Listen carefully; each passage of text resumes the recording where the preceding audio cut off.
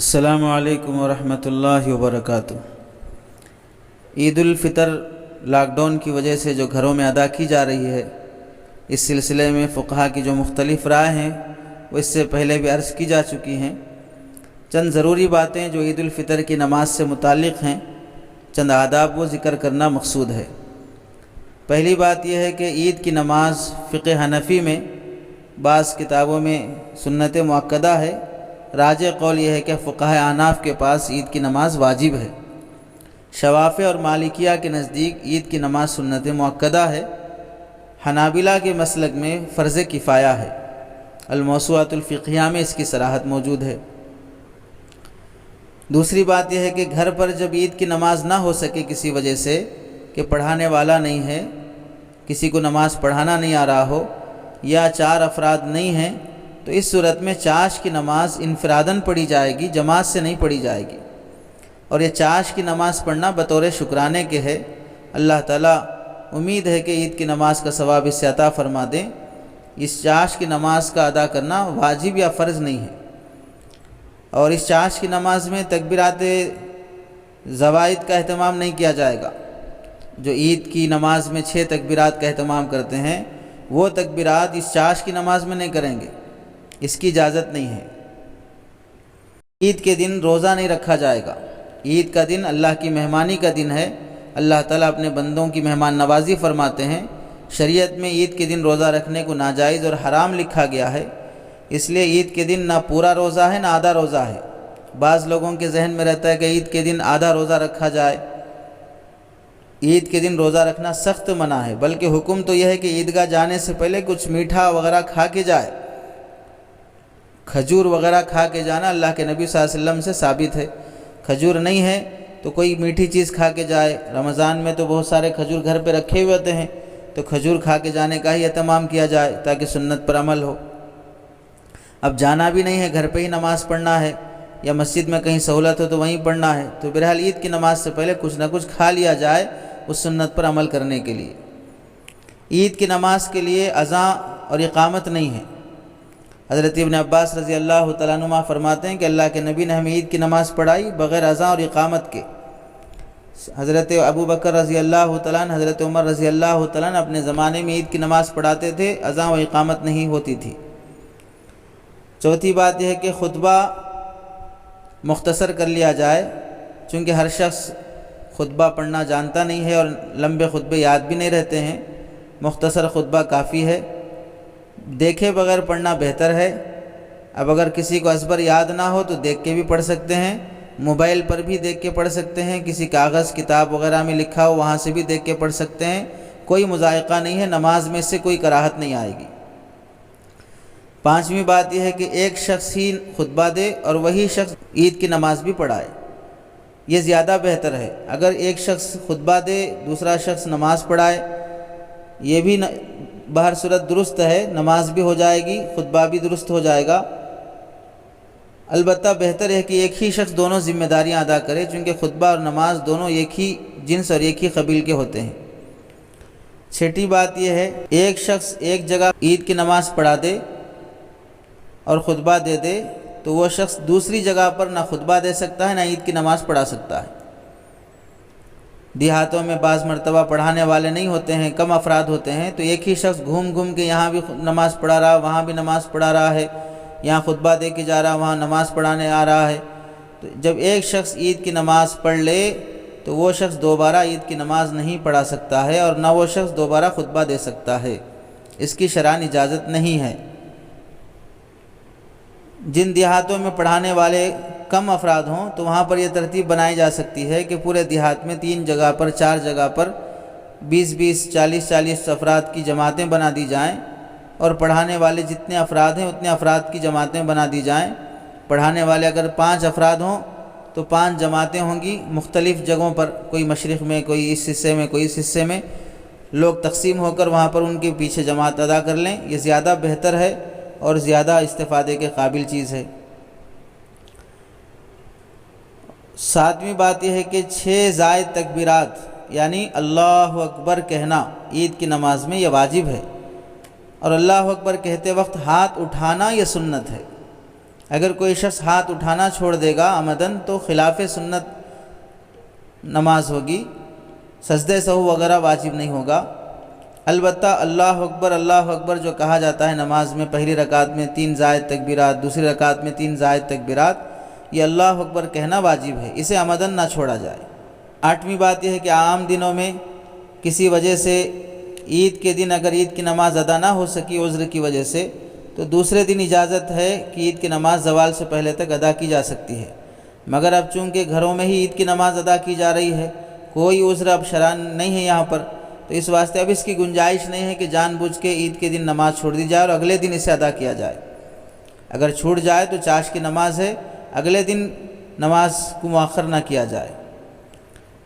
9ویں بات یہ ہے کہ اگر کوئی شخص عید کی نماز میں تکبیرات کہنا بھول گیا، ایک تکبیر چھوٹ گئی، 2 تکبیریں چھوٹ گئی، یا تکبیرات ہی کہنا بھول گیا، بھولے سے رکوع میں چلا گیا، تو اس صورت میں اصل مسئلہ تو یہ ہے کہ جمعہ کی نماز میں اور عیدین کی نماز میں سجدہ سہو نہیں ہے، مجمع کثیر ہوتا ہے، فتنے کا اندیشہ رہتا ہے، اس واسطے اگر کوئی واجب چھوٹ جائے یا واجب کی ادائیگی میں تاخیر وغیرہ ہو جائے تو فقہائے متاخرین نے یہ گنجائش رکھی ہے کہ سجدہ سہو کے بغیر بھی نماز درست ہو جائے گی۔ لیکن اب چونکہ گھروں میں نماز ادا ہو رہی ہے، مجمع زیادہ نہیں ہے، 4-5 افرادی ہیں بہت زیادہ، یا 10-15 افرادی ہوں گے، ایسا مجمع تو نہیں ہوگا جتنا عام دنوں میں عیدگاہ میں ہوتا ہے یا جمعہ میں ہوتا ہے۔ اس صورت میں اگر تکبیرات چھوٹ جاتے ہوں یا واجب میں کچھ کمی کوتاہی ہو جاتی ہو تو سجدہ سہو کرنا واجب رہے گا۔ اب چونکہ فتنے کا اندیشہ ہونا جو علت تھی فقہاء نے جو بیان کی تھی اب وہ علت نہیں ہے، اس واسطے تکبیرات چھوٹ جائیں یا بھول ہو جائے تو سجدہ سہو کرنا واجب رہے گا۔ محمود الفتاویٰ میں اس کی صراحت موجود ہے۔ اور 10ویں بات یہ ہے، اگر کوئی شخص 6 سے زائد تکبیرات کہہ دیا، 6 تکبیرات زائد کہنی تھیں، پہلی رکعت میں 3، دوسری رکعت میں 3، اگر کوئی شخص زائد کہہ دیا تو اس صورت میں بھی سجدہ سہو واجب رہے گا، سجدہ سہو کر لے، اگر نہیں کر سکا وہ بھی بھول گیا تو نماز بہر صورت درست ہو جائے گی، لیکن بالقصد زائد تکبیرات نہیں کہنا چاہیے۔ حنفی مسلک میں زائد تکبیرات 6 ہی ہیں، دوسرے مسالک میں 9-12 تک کی بھی بات ہے، بلا ضرورت اور بالقصد اس طرح نہیں کرنا چاہیے کہ 6 سے زائد تکبیرات آدمی کہے۔ اگر کوئی شخص نہ عید کی نماز پڑھ سکا اور نہ چاش کی نماز پڑھ سکا تو زیادہ پریشان ہونے کی ضرورت نہیں، حالات ویسے ہیں کہ عذر کے حالات چل رہے ہیں، توبہ استغفار کرے، خوب اللہ سے دعا کرے، یہ اس کے لیے کافی ہے، اس کی کوئی قضا یا کفارہ نہیں ہے۔ 12ویں بات یہ ہے کہ اشراق کے وقت سے لے کر زوال کے وقت تک عید کی نماز کا وقت رہتا ہے۔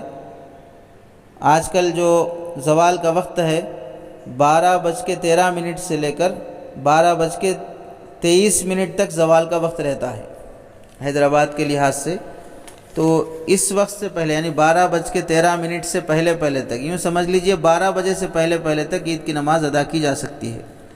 بہتر ہے کہ اشراق کے بعد ایک آدھا گھنٹے سے لوگ تیار ہو جائیں، نہا دھو کے تھوڑا فریش ہو جائیں، مسنون طریقے سے خوشبو وغیرہ استعمال کر لیں، اس کے بعد فوراً نماز ادا کر لی جائے 7-8 بجے۔ 13ویں بات ہے کہ خطبہ کہنا سنت ہے۔ اگر کوئی خطبہ کہنے والا نہیں ہے، کسی کو پڑھنا نہیں آتا ہے تو بغیر خطبے کی بھی عید کی نماز ہو جائے گی، لیکن بلا ضرورت خطبہ نہ چھوڑے، چونکہ سنت ہے، بلا ضرورت سنت کا ترک بھی مناسب نہیں ہے، اور جب خطبہ دینے والا موجود ہے تو خطبے کا اہتمام کرے، اور جب خطبہ شروع ہو جائے تو سننا سب لوگوں کے لیے واجب ہو جاتا ہے، اس لیے دوران خطبہ ذکر یا گفتگو وغیرہ نہ کرے، توجہ کے ساتھ خطبہ سننے کا اہتمام کرے۔ 14ویں بات یہ ہے کہ خطبہ دینے کے لیے ممبر شرط نہیں ہے، گھر میں، ہال میں، جہاں پر بھی یا چھت پر جہاں بھی نماز پڑھی جائے گی وہاں پر ممبر ہونا شرط نہیں ہے، نیچے سب مسطح زمین پر کھڑے ہو کر خطبہ دے دیں، 2 خطبوں کے درمیان بیٹھنے کے لیے کوئی کرسی رکھ لیں بازو، اس کرسی پہ بیٹھ جائیں۔ 15ویں بات یہ ہے کہ عید کے بعد مصافحہ معانقہ، چونکہ اب بھی وبا وغیرہ کا اندیشہ موجود ہے تو اگر گھر کے ہی افراد موجود ہیں تو ان سے عام خوشی کا اظہار کیا جا سکتا ہے، اور اس موقع پر عید مبارک بولنے کے بجائے تقبل اللہ منا ومنکم اس دعا کا اہتمام کریں۔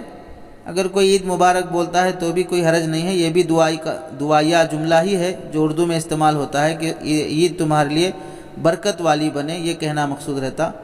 لیکن بہر صورت بہتر یہ ہے کہ یہ کہا جائے جو اسلاف سے منقول ہے، تقبل اللہ منا ومنکم، اس کا اہتمام کیا جائے۔ اور عید کے موقع پر باہر والوں سے، پڑوسیوں سے، رشتہ داروں سے گھروں پر حاضری دینا اور رشتہ داروں کے گھر جانا، مسافہ معانقے کرنا، چونکہ وبا کے ماحول میں یہ اندیشے موجود ہیں تو اس لیے اس سے پرہیز کیا جائے۔ البتہ اس کی کوشش کی جائے کہ فون کے ذریعے سے ہر رشتہ دار کی خیر خیریت، عید کی خوشیوں میں ان کا حصہ اور ہدیہ تحائف وغیرہ پہنچانا اور خوشی کا بھرپور اظہار کرنا، اس کی ضرور کوشش کرنی چاہیے۔ اور یہ بھی ضروری ہے کہ عید کے موقع پر جس طرح ہم لوگ اپنے گھر میں اچھا کھانا بناتے ہیں، سیویاں بناتے ہیں، میٹھا بناتے ہیں، اپنے پڑوس میں جو غیر مسلم ہمارے دوست بھائی رہتے ہیں ان کے گھر بھی آج خوشی کے موقع پر انہیں کچھ میٹھا پہنچا دیں، کچھ کھانا پہنچا دیں، انہیں بھی اس خوشی میں شریک کر لیں تاکہ ہماری خوشی میں دوسرے شریک رہیں تو نفرت کا ماحول ختم ہو، انہیں سمجھ میں آئے کہ مسلمان ہمیں اپنے غم اور خوشی میں شریک کرتے ہیں، یہ ہمارے اپنے ہیں، پرائے نہیں ہیں، اس لیے اپنے پڑوس میں جو غیر مسلم بھائی رہتے ہیں انہیں اس خوشی میں ضرور شریک کریں۔ اور آخری بات اس موقع سے یہ ہے کہ اب جو کچھ 2-4 روز بقیہ دن رہ گئے ہیں رمضان ختم ہونے کے، 4 دعائیں ذہن میں آ رہی ہیں کہ اس کا خوب اہتمام کیا جائے۔ ویسے تو ہر چیز اللہ ہی سے مانگنی چاہیے، چھوٹی ہو یا بڑی ہو، بقول حضرت مفتی تقی عثمانی صاحب دامت برکاتہم کے ہر چھوٹی چیز اللہ سے مانگو اور ہر چھوٹی چیز پر اللہ کا شکر ادا کرو، اللہ کے قرب کا بہت آسان راستہ ہے، اور پھر اللہ کی طرف سے بہت نوازشیں ہونا شروع ہو جاتی ہیں، بہت انعامات ملنی شروع ہو جاتی ہیں۔ پہلی دعا یہ کرنے کا اہتمام کریں کہ اللہ تعالیٰ جلد سے جلد مساجد، مدارس، مراکز وغیرہ کھلنے کے اور تبلیغ دین اور دعوت اسلام کے اللہ تعالیٰ جو راستے پہلے سے ہمیں عطا فرمائے تھے وہ سارے راستے پھر اللہ تعالیٰ ہمیں دوبارہ عطا فرما دے، مسجدیں کھل جائیں، مدارس کھل جائیں، مراکز کھل جائیں، دینی تحریکیں اپنی جگہ پر متحرک ہو جائیں، اس دعا کا خوب اہتمام کیا جائے۔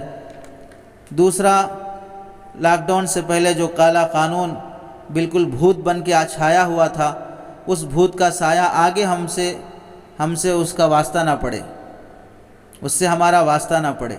اللہ کرے کہ جو دشمن منصوبہ بندی کر رہا ہے وہ منصوبہ بندی خود اسی کے خلاف الٹ جائے، اور کالے قانون کی جو ٹینشن تھی وہ اللہ تعالیٰ کبھی دوبارہ ہم سے یہ پریشانیوں میں مبتلا نہ کرے، اس کا خوب اہتمام کریں۔ تیسری دعا یہ کہ معیشت کا جو نقصان سامنے آ رہا ہے اللہ تعالیٰ پورے ملک کو عموماً اور مسلمانوں کو خصوصاً اس سے بچا کے رکھے، اس سے دینی تحریکوں اداروں پر بھی کافی اثر پڑتا ہے، اللہ تعالیٰ اس سے خصوصاً اہل اسلام کے اور عموماً سارے ملک کے باشندوں کی حفاظت فرمائے، اس کا خوب اہتمام کیا جائے۔ چوتھی دعا، جن فتنوں کا اندیشہ تھا اور اندیشہ ہے، ایسے فتنوں کے دور میں دین پر ثابت قدم رہنے کے لیے اللہ سے خوب دعا کی جائے کہ اللہ تعالیٰ ان فتنوں اور آزمائشوں کے دور میں دین پر ثابت قدم رکھے، ہمارے قدم لڑکھڑا نہ جائیں اور کسی مرحلے میں ہم سے دین کا دامن نہ چھوٹے، اس کا خوب اہتمام کریں۔ اللہ سے دعا ہے کہ عمل کی توفیق نصیب فرمائے۔